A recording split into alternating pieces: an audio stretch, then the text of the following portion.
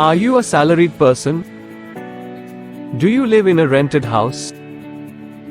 Well, you are in a right place. I'll be telling you all about house rent allowance, HRA, in this video. HRA is a component of salary provided by employers to cover the cost of accommodation of their employees. That's right. And did you know that employees can claim a tax exemption on the HRA received, subject to certain conditions? No, I didn't know that. How is the amount of HRA exemption calculated? The HRA exemption is calculated as lower of the following amounts. The amount by which the actual rent paid by the employee exceeds 10% of the basic salary plus DA.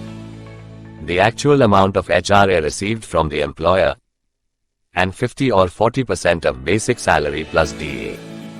Okay, how is 50 or 40% determined? 50% is considered if the employee lives in a metro city. Metro city refers to Mumbai, Kolkata, Delhi, Chennai or any other city as notified by the government. And 40% is considered if the employee lives in a non-metro city. All other cities in India other than metro cities refer to non-metro cities. That's interesting. And what are the conditions that need to be met to claim the HRA exemption?